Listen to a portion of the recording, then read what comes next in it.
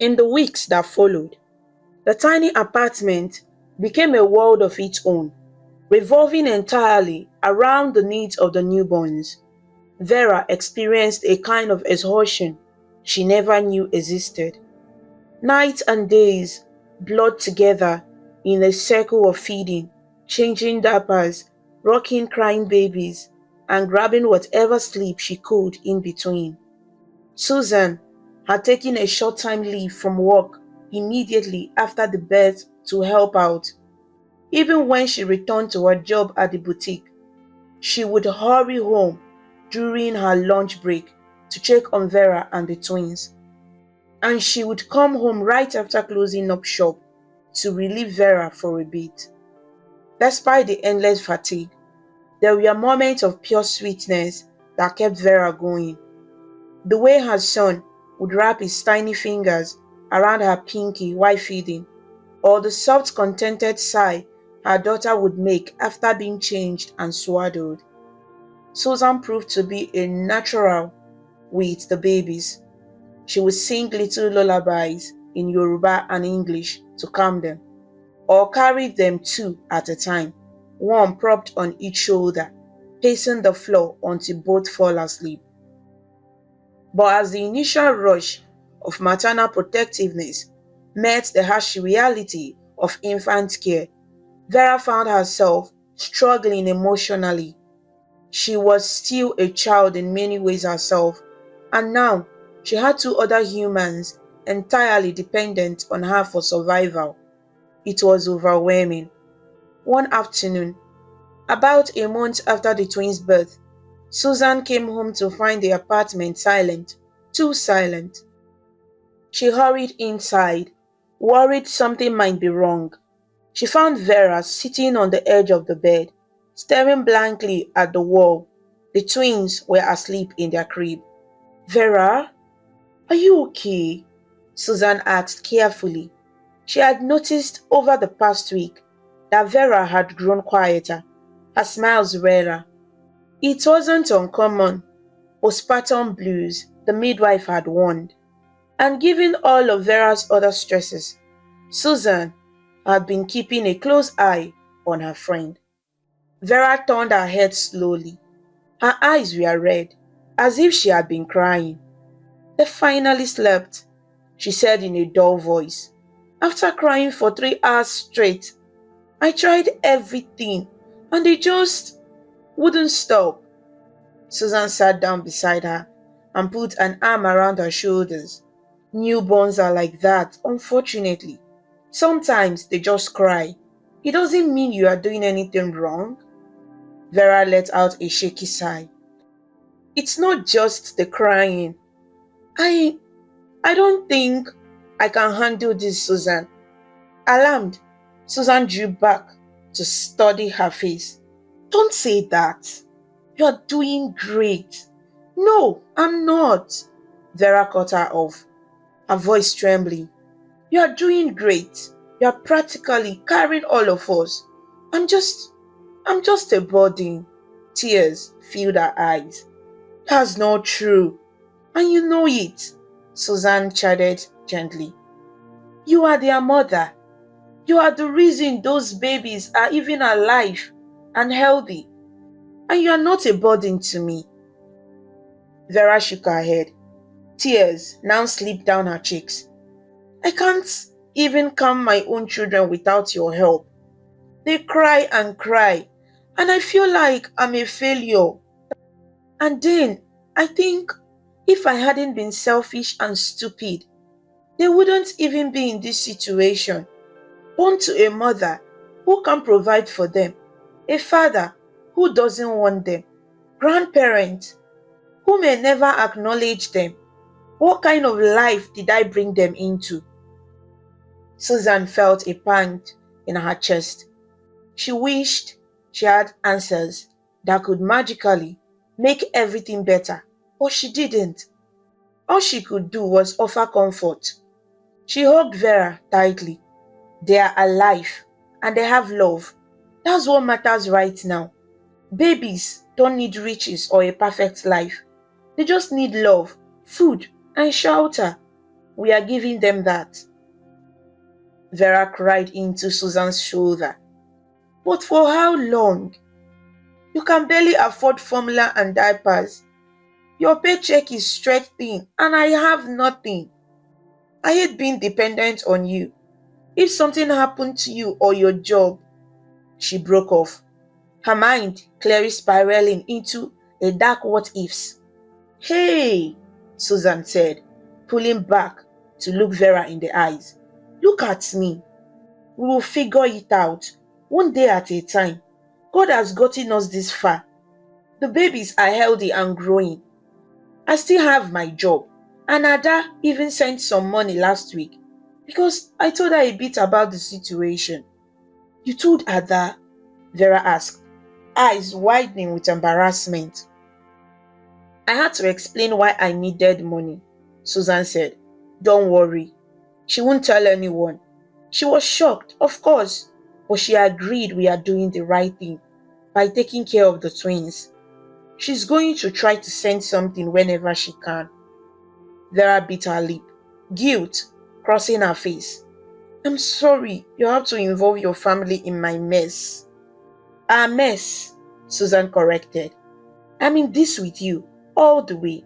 And don't call the twins a mess. They are a blessing, even if they came in a difficult way. Vera managed a small, sad smile as she wiped her face. She glanced at the sleeping infant. They are a blessing, she murmured. I just wish I felt worthy of them. Sometimes I feel like, she hesitated. Feel like what? Susan prompted gently. Vera took a deep breath. Sometimes I wonder if they would be better off without me. A silence followed that statement. Susan looked at her friend in concern.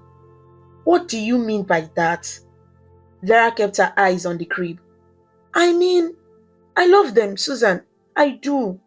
But I'm so scared of failing them. What if I end up hurting them more by trying to raise them when I have nothing?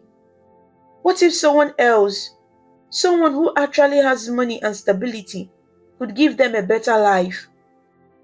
Realization dawned on Susan, and she tightened her hold on Vera's hand.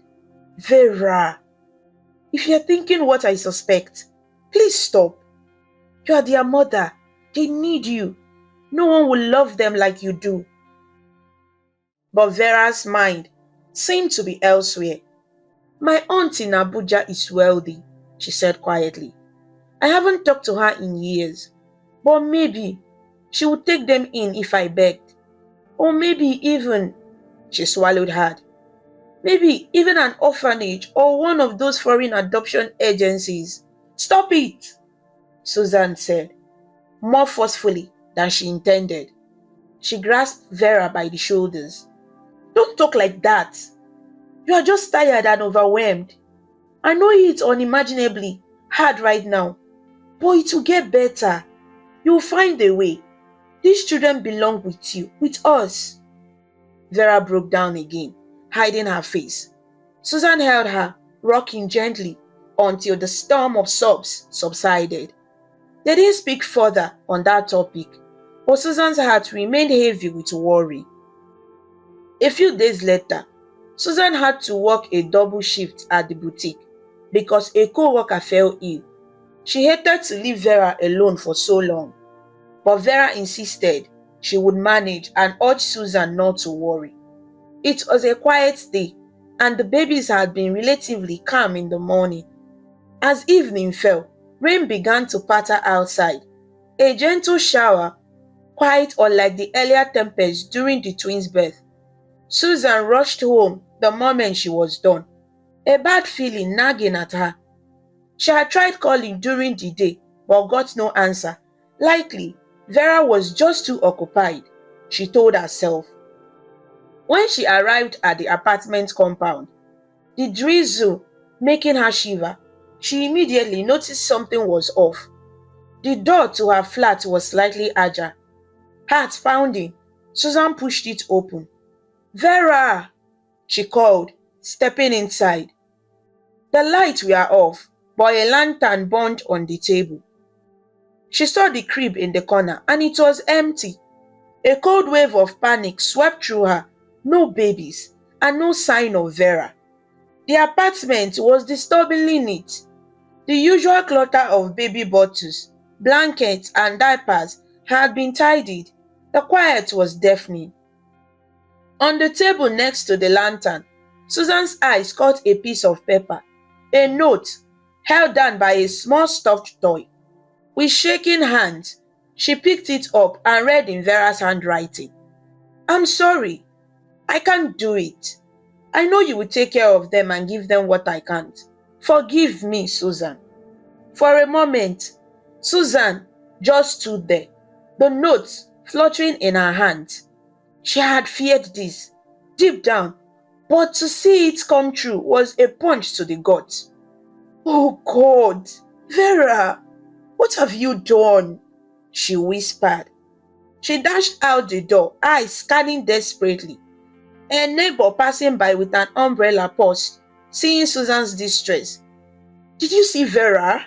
Susan asked frantically. My friend, the girl staying with me. Did you see her live with the babies? The neighbor looked confused. Ah, I saw her earlier carrying a bag, but I thought she was just going to the market. That was maybe an hour ago, before the rain started.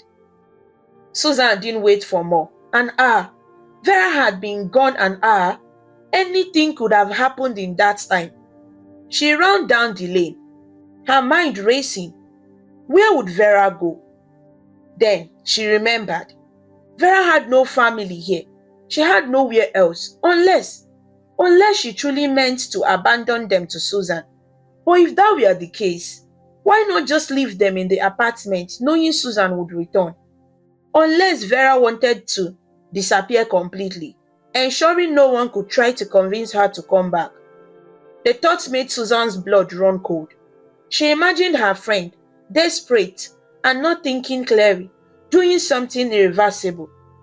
As she reached the main road, Susan fought to stay calm and rational, thinking if Vera truly left, she might try to drop the babies somewhere she thought they would be found safely, perhaps the local church or even an orphanage. The church was a few streets over.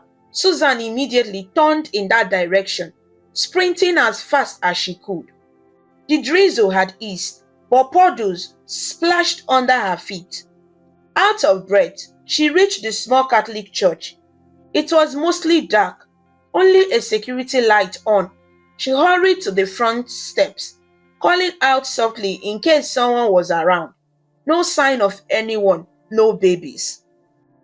She ran around to the back, where sometimes items for charity were left. Nothing. Her heart was pounding in her ears. Now, maybe the orphanage, the only one nearby, was at least a mile away. Had Vera walked that far with two infants? As Susan cycled back to the main road, she suddenly stopped.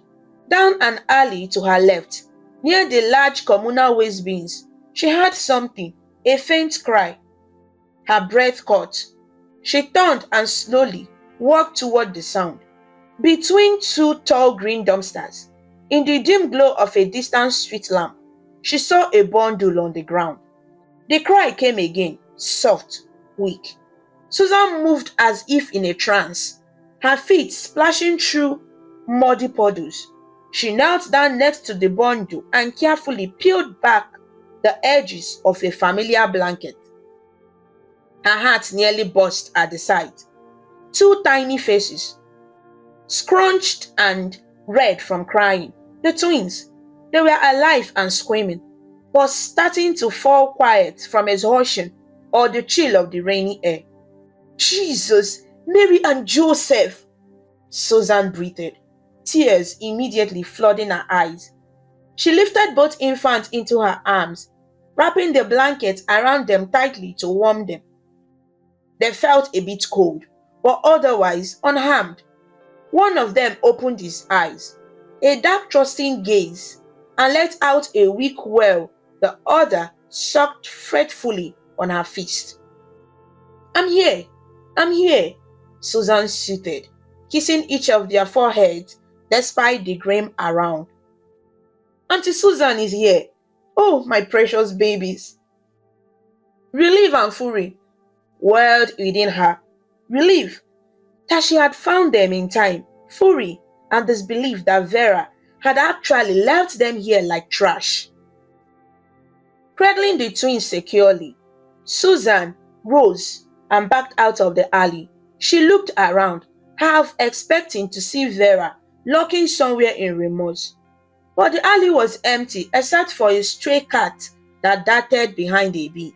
Then, in the distance, Susan saw a figure at the end of the road, near the bus stop. A young woman with a bag slung over her shoulder, boarding a bus. It was far and dim. But something about the figure looked like Vera. Susan's jaw clenched. She turned away. Her priority now was the babies. Chasing Vera down would mean leaving them again, and she wouldn't risk that. If Vera was truly leaving, so be it. She had made her choices. Susan held the infant close as she hurried back to the apartment, whispering soothing words. Her clothes were soaked, but she barely noticed. Back inside the safety of her home, she closed and locked the door behind her. She gently dried the babies with a soft towel and changed them into a clean ones, checking them over for any sign of illness. They seemed fine, just hungry and tired. She quickly made 2 bottles of formula with shaking hands and fed them, tears streaming down her face the whole time. They gazed up at her as they suckled, innocent and content now that their needs were met. Susan's heart swelled with love and a fierce determination. As she laid them down in their crib after feeding and rocking them to sleep, she whispered a promise. I will take care of you, David and Destiny. I will never abandon you. The names slipped out naturally. Names she had been contemplating in the back of her mind. David meaning beloved, because the boy was truly loved and precious. And Destiny for the girl, because meeting them felt like fate. Her destiny was now bound to theirs. Susan reached up and stroked the girl's soft cheek with a finger. The baby nuzzled in her sleep. Your name is Destiny, she murmured. Then she touched the boy's tiny hand, which instinctively closed around her finger. And you are David. A sense of peace settled in Susan's chest. She had named them, and in doing so, she had fully accepted the role she had already been growing into, their mother in all the ways that mattered. She found the note Vera had left and read it, anger flaring again. But as she sat by the crib, watching the twins breathe softly, that anger cooled into a resigned understanding. Vera had been broken by fear, by shame, by the weight of responsibilities she couldn't handle. Susan still felt bitterly disappointed in her friend, but she prayed that someday Vera would find peace or at least not descend into more harm. Susan penned a short reply on the back of Vera's note, in case she ever returned. Don't worry about the twins. I will give them a good life, Susan. She taped it to the front door, though deep down she doubted Vera would ever come back to read it. Perhaps it was more for Susan's own closure to have the last word. With a heavy heart, Susan realized that Vera was truly gone. The girl, who had been like a sister to her, had chosen to walk away from her own children. It was a hard truth, but it steeled Susan's resolve even more. She picked up her phone and called Ada in Port Harcourt, voice shaking as she recounted the event. Ada was shocked, but she comforted her sister and promised to come as soon as she could when she gets leave from work. Susan told her not to rush. We are okay now, she said while gazing at the sleeping infant. I have got them, and that's what matters.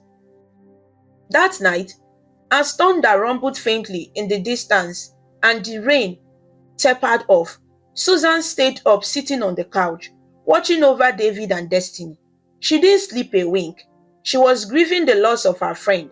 Yes, But she was also feeling the weight of what lay ahead. 2 babies to raise, a few-time job that barely paid enough, the judgment of society if they knew the full story. It wouldn't be easy. Yet, at those tiny faces, she felt something powerful rising within her, a lioness-like protectiveness. She had saved their lives tonight, and she would dedicate the rest of hers to seeing that those lives were good, happy ones. She softly hummed a lullaby her mother used to sing. In her gentle voice, barely above a whisper, the words drifted through the quiet room. Sleep, my child, and peace attend thee all through the night. Guardian angels, God will send thee all through the night. Tears slipped from Susan's eyes as she sang, but her voice remained steady. She will be their guardian angel now, for as long as she lived. In a dark city under a cloudy sky, within a tiny apartment filled with love and sorrow, a new family was formed that night. A mother, a son, and a daughter, bound not by blood but by a promise. The sun rose over Lagos the next morning as if it were any other day, indifferent to the dramatic turn in the lives of those in the little apartment. But for Susan, David, and Destiny, it was the start of a completely new chapter. When Destiny's cries woke her just after dawn, Susan carefully lifted the baby from the crib before her wails could wake her brother. She rocked the infant gently, preparing a bottle with one hand, as she had become adept at. As Destiny fed hungrily, Susan allowed herself a small sad smile. "Good morning, my sweet girl," she whispered. "Today is a new day." In the coming weeks, a sense of routine and normalcy slowly developed. It was astonishing how quickly babies grew and how their needs, though demanding, became a natural part of Susan's day. Ada arrived 2 weeks after Vera's departure. True to her word, when she walked into the apartment and saw the little twins in their crib, her eyes filled with tears. "Oh, Susan," she murmured, hugging her older sister tightly. "They are beautiful." Ada was only in Lagos for a short visit, but she made it count. She stayed with Susan, helping with night feeds and cleaning. With Ada's encouragement and insistence, Susan took the opportunity to get a full night's rest. Ada would sleep in the living room and tend to the twins so Susan could recover from months of stress and sleep deprivation. During one of those nights, as the sisters quietly folded laundry together while the baby slept, Ada broached the subject carefully. "What will you do if Vera comes back?" Susan paused, the tiny shirt in her hands half folded. She sighed. "I honestly don't know. Part of me wants to slap her for what she did. Another part of me wants to hug her and make sure she's okay." She shook her head. "But mostly, I just focus on the twins. They are my concern now." Ada nodded slowly. "You plan to raise them permanently?" "If no one else steps in, yes," Susan said firmly. "Legally, I don't have any claim, but Vera essentially abandoned them. And the father is who knows where. My worst fear is their grandfather might suddenly want to assert his authority if he finds out I took them. But I think he's too prideful to acknowledge their existence." "He doesn't know they are alive, does he?" Ada asked. "I doubt it. Vera hasn't been in contact with her family at all from what we know. Well, I wrote to Uncle Adewale anonymously telling him Vera was safe after she came to me, but I never got any response. Maybe he didn't care, or maybe the letter never reached him." She shrugged. "Either way, nobody is looking for these children except me. So yes, I will raise them as my own." Ada reached over and squeezed Susan's hand. "You have a big heart, sister. Not many people would do what you are doing. They are lucky to have you." "We have each other," Susan smiled gently. "I'm lucky to have them too. They have given my life new purpose, even if it's not what I planned." After Ada returned to Port Harcourt, life settled into a manageable pattern. Susan hired a neighbor, an older widow named Mama Ngozi, to babysit David and Destiny during the day once they were a few months old, so she could return to her job full-time. The pay for the sitter was almost half of what Susan earned, but she cut expenses wherever possible, cooked frugal meals, and even began doing small business on the side like selling homemade chin-chin snacks at the boutique to supplement her income. As the months turned to years, the children thrived under Susan's loving care. True to her promise, she raised them no differently than if she had given birth to them herself. Their first birthday was celebrated with a simple party in the compound. The neighbors gathered, singing and clapping as David and Destiny each smashed their tiny fist into a shared cake, getting icing everywhere. Susan laughed as she wiped frosting off Destiny's nose. It was the first time in a long time she felt pure joy, untinged by the stress and sadness of the past. "Mama, Mama," little Destiny squealed, reaching for Susan with sticky hands. It had been her first word, "Mama." Much to Susan's simultaneous delight and heartache, she was Mama to them in every way that counted. But hearing that word also made her think of Vera occasionally and how fate can be so cruel and strange. When the twins were about 2, one evening, out of the blue, David called Susan "Mama" as well. Before that, he had babbled incoherently or just cried for attention, but never directly addressed her. Susan had been feeding them jollof rice, and David looked up with a big grin. Rice smelled on his face, and said it as clear as day, "Mama." Susan's heart melted. She swooped in and covered him in kisses, making him giggle. "Yes, my son, and Mama," she affirmed, tears in her eyes. Those early years were challenging but precious. There were hospital visits for childhood fevers, where Susan would stay up all night, sponging them down and whispering prayers for them to get well. There were scraped knees that she patched with kisses and plasters. There were tantrums and spilled food and broken cups, and there were countless hugs, bedtime stories, and lullabies. Not once did Vera attempt to contact Susan in those years. It was as if she had vanished. One or two mutual acquaintances who eventually got wind of what happened gossiped that they had heard Vera went abroad, but Susan never confirmed it. It was better not to dwell on Vera. For better or worse, Susan had become the only mother figure in David and Destiny's lives. The twins grew into bright, kind-hearted children. David was thoughtful and quiet, always curious about how things worked. He would take apart his toy cars and try to piece them back together. At school, he excelled in mathematics and science, always asking his teachers a million questions. Destiny, on the other hand, was bold and creative. She loved drawing and painting from the moment she could hold a crayon.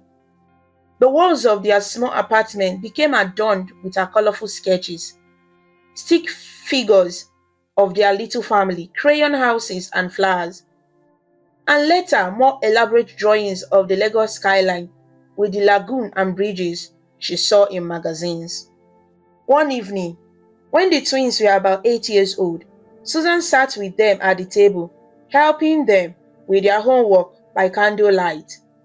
Since the power was out again, David had a book about famous inventors open, and Destiny was sketching a house. "Mama," David said, adjusting his spectacles. He had needed glasses just that year, making him look like a tiny serious professor. "Do you know that some computers are taught to think like humans? It's called artificial intelligence. I want to build something like that one day." Susan smiled, amused at hearing such big terms from a little boy. "Is that so? You want to be a computer engineer?" "Yes, or maybe a scientist." He nodded solemnly. "I want to make things that help people, like machines that can do work faster." Destiny put down her pencil and looked up, not to be outdone by her brother. I want to build things too, Mama, but not machines. I want to build big houses and buildings, ones with beautiful designs, and I will paint the walls in pretty colors. Is that a job, Mama? Susan laughed softly, pulling Destiny's braid playfully. Yes, it is. That would make you an architect, or maybe an interior designer. You can build all the big houses you want and paint as many walls as you like. The twins shared a grin, their dreams fueling each other. David then cocked his head curiously. Mama, did my father build anything or was he an engineer? The question caught Susan off guard. It was perhaps the first time either of them had asked about their father in a direct way. She had always known the day would come, but it still made her heart skip. Destiny chimed in. Yeah, and what about our real mother? Why don't we have a papa like other kids? In school, everyone talks about their daddy and mommy. Susan gathered her thoughts. She had always been honest that she was not their biological mother. When they were toddlers, she would say, God brought you to me because your first mommy couldn't take care of you. She never wanted them to think she was hiding a secret, but she also hadn't given them the full painful details. They were too young to carry that baggage. Carefully, she answered, Your biological mother, her name is Vera. She was my friend, and she had you when she was very young, just a teenager. Your father's name is Tunde, but he left Lagos before you two were born. Why didn't our mama Vera take care of us? David asked softly. Susan felt a familiar sting of resentment on their behalf. How to explain without letting her bitterness show? She was scared and felt she couldn't raise you. So she left you in my care and I took you in. Sometimes adults make very difficult choices. It doesn't mean she didn't love you. Destiny's eyes were wide. She left because she was scared? Will she come back one day? I don't know, my love, Susan said honestly, brushing a hand over Destiny's cheek. I haven't seen her since you were babies. But what I do know is that I love you both as if you were my own, and I will never leave you. You are stuck with me, she ended with a little joke to lighten the mood. It worked. Destiny giggled and hugged her. David slid closer and wrapped his small arms around her too. We love you, Mama, he said. I love you too, Susan whispered, holding them close. So much. In truth, David and Destiny didn't bring up Vera or Tunde often after that, accepting Susan's love as more than enough. As they grew into teenagers, they introduced Susan to others as their mother, and she introduced them as her children. In every practical sense, that was the reality. By the time the twins were in SS3, their final year of secondary school, the small savings that Susan had scraped together over the years was often on her mind. She wanted to send them to university, but higher education was expensive, especially for two at once. They had good grades. Maybe a scholarship could be possible. One fateful day, their school announced an opportunity, a scholarship program run by an international foundation. The top two students in the entire school, as determined by special exams and overall performance, would get the chance to study at a university in Canada, all expenses paid. The competition was fierce. Students across Lagos were preparing for the exam that would determine the winners. David and Destiny, ever ambitious, studied day and night. Susan supported them however she could, making late night snacks while they revised, praying for their successes, and keeping their spirits up. She dared not to dream too much of them winning, but in her heart she knew if anyone deserved it, it was her two brilliant children. The day the results were to be announced, the principal called a special assembly. Susan was invited as well, which made her heart flutter with nervous anticipation. She sat among other anxious parents in the school hall, clutching her handbag tightly. The principal, a stately woman with kind eyes, spoke on stage about the importance of education and how proud she was of all the students who participated. Then came the announcement, the top performing students. In first place, earning the scholarship of the University of Toronto in Canada. Mr. David Uchechukwu, she declared. The hall erupted in cheers. Susan gasped, tears immediately springing to her eyes. David, her little David, now lanky 17-year-old, looked utterly stunned as his classmates thumped him on the back. He walked up to the stage in a daze, adjusting his glasses, and accepted the certificate the principal handed him. And in the second place, also earning a full scholarship, Miss Destiny Uchechukwu. Now it was Destiny's turn to freeze in shock before breaking into a radiant smile. The hall rang with applause again. Destiny practically skipped to the stage, giving David an excited hug when she reached him. To laughter from the audience, Susan wept openly, not caring who saw. Both had won. It was beyond what she had prayed for. Thank you, God. Thank you, she murmured over and over. Afterwards, the twins sought her out in the crowd. They found her and enveloped her in a jubilant hug. Mama, we did it, Destiny squealed, eyes shining. I'm so proud of you, Susan cried, kissing their faces. So proud. My goodness, you two will be going to Canada. This is unbelievable. David, always the quieter one, had tears in his own eyes. We couldn't have done it without you, Mama. You sacrificed so much so we could focus on school. This is your victory too. He motioned to a man with a camera, a newspaper reporter who was covering the scholarship story, and spontaneously put Susan into a posed picture with him and Destiny. The certificate held up proudly. Susan protested.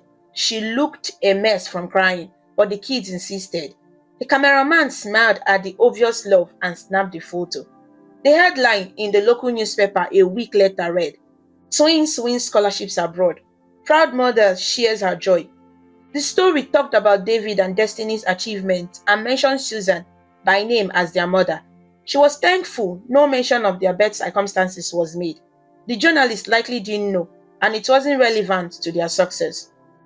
Preparing for the twins' departure to Canada was a whirlwind. They needed passports, visas, warm clothing, and 100 other things. The foundation handled many logistics, but Susan spent countless evenings double-checking everything and fussing over them. I'm going to freeze into an ice block, Destiny exclaimed one day, eyeing the heavy winter coat someone from the foundation had provided. You'll be fine. Just remember to wear it, and the gloves and hat, Susan said, folding another wool sweater to pack into the suitcase. David picked up a family photo from the table, one they had taken at the beach the previous year. I'm really going to miss home, he said quietly. I've never even been on a plane. Now we are going so far. Susan paused, then went to him and put an arm around him. It's okay to be nervous, son, but this is a great opportunity, and it's not forever. After your studies, you can always come back home to visit, or even to work here if you want. Lagos will always be here. And we'll video call all the time, Mama, Destiny added, coming over to hug Susan from the other side. You won't be able to get rid of us, even from across the ocean. Susan chuckled, though her heart ached at the thought of them being so far. You too, focus on your studies. Make me proud over there. That will be thanks enough. And take care of each other, alright? We are going together, so you always have family close by. We will, David promised. The day of their flight, Susan accompanied them to Murtala Mohammed International Airport. She hovered like a mother hen, making sure they had their documents and enough pocket money. At the final security gate, where she could go no further, she embraced them tightly. Study hard, behave well, and remember all the values I taught you, she said, her voice already quavering with tears she tried to hold back. And don't forget to call me as soon as you land, and every week, and at least, even every day. We won't forget, Mama, Destiny said, wiping her own tears. Thank you for everything. We'll make you so proud. You will see. You already have, Susan whispered, kissing them each on the forehead like she did when they were little. David swallowed hard, blinking behind his glasses. "I love you, Mama," he said simply. "I love you too," she replied, giving his hand a squeeze. They reluctantly pulled away, handing their boarding passes to the officer. With final waves and blunt kisses, David and Destiny walked through the gate, off towards a new horizon. Susan watched until she couldn't see them anymore. Part of her felt like her heart was walking away with them, but another brimmed with gratitude and pride. Her babies were off to achieve their dreams. That was all she had ever wanted. As she exited the airport, she whispered a prayer for their safety and success. The Lagos sun was setting in a gorgeous display of orange and pink, as if to give a hero send-off. Susan squared her shoulders and smiled. She had done it. She had raised them well. The rest was now up to them. Life alone was an adjustment. The apartment felt too quiet without the twins' chatter, and Susan often found herself instinctively cooking too much food or buying too of things out of habit. To cope with the loneliness, she poured herself into her work and side business. With no children to rush home to, she managed the boutique with such diligence that her employer took notice. Within a year, she was promoted to store manager, a role that gave her a small increase in pay. She also finally pursued a dream she had set aside. With the twins gone, she had a bit of savings and time to open a modest boutique of her own on weekends, selling traditional attire and accessories. It started as a tiny store in Yaba Market and slowly expanded. The twins, now young adults, kept their promise to keep in touch. Weekly calls were a highlight for all of them. David would excitedly share about his latest programming project or internship at a tech company. Destiny would gush about the architectural marvels she saw in Toronto and her part-time job at the art gallery. Over the years, the children visited Lagos during some summers, each time bringing new stories and gifts. They always stayed at the apartment, though as they achieved success, Susan often protested. "You can afford a hotel now. Oh, don't mind my small house." But they wouldn't hear of it. To them, it wasn't a small house, it was home. Time flew. 4 years of undergraduate study turned into additional years as David pursued a master's degree and then launched a startup. Destiny completed her architecture degree and started working for a firm, eventually also doing a master's while working. They both became permanent residents of Canada, though Nigeria remained in their hearts. One humid afternoon, while Susan was in her boutique arranging a new shipment of Ankara fabrics, she received a video call from David that nearly made her drop her phone. He was grinning ear to ear, and the background looked like an office celebration of some sort. "Mama, guess what?" he said. "You got a haircut?" she teased. His hair was shorter. He laughed. "Yes, but that's not it, Mama. My company just got a big investor. We are going to expand across Africa now. I'm going to be traveling to Nairobi soon to set up offices, and of course Lagos too. I'm bringing my business home." Susan's face lit up with pure happiness. "My son, that's amazing. Congratulations. God is good. See how far you have come." Through the screen, David's eyes were shining. "And that's not all, Mama. With the success, I finally can do something I've always dreamed of. It's for you." "For me? What is it?" he asked, curious. "It's a surprise, but I will need you to trust me and come with me somewhere when I visit next month, okay?" Susan raised an eyebrow, but agreed. "All right, my dear. You know I trust you. If you tell me to jump, I will ask, how high?" She chuckled. True to his word, David flew to Lagos a month later, Destiny accompanying him, now 25 years old. The twins were even more mature and accomplished, but still the same loving children at heart. This visit, they insisted on taking charge of things. One bright Saturday morning, they told Susan to dress nicely because they were going out for a special lunch. It wasn't unusual for them to treat her, But there was an air of excitement between them that made her suspicious. "Wear something you can take photos in, Mama," Destiny said, eyes dancing. They blindfolded her in the car, which elicited protest. What's all this drama?" Susan exclaimed, laughing. "Where exactly are you two kidnapping me to?" "Just wait and see," Destiny sang from the driver's seat. When they finally guided her out of the car and took off the blindfold, Susan blinked in the bright light. She found herself standing before a beautiful two-story house, complete with a well-tended garden bursting with hibiscus and roses, and a small fountain out front gently spraying water that glittered in the sun. The house had a welcoming feel, painted in a soft cream with a red roof and a wide veranda. Susan's breath caught. "Oh, this is lovely.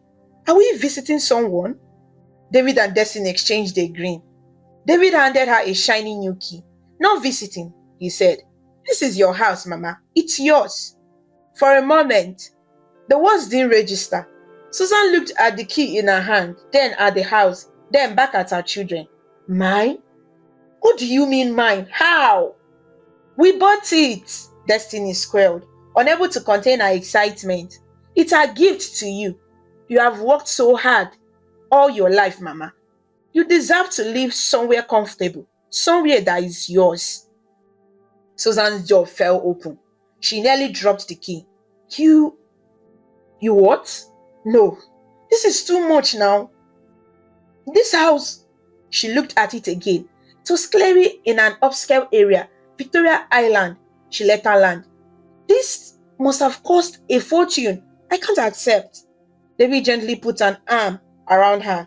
"You can, and you will, because you deserve it and we want you to have it. Please, Mama, let us do this for you." Destiny nodded, taking Susan's hand. "All those years you sacrificed for us, this is the least we can do. We want you to be happy and have peace. No more sweating in the crowded mainland. No more noisy neighbors unless you want them. This place is safe, quiet, and it's all yours. We have already handled the paperwork. See?"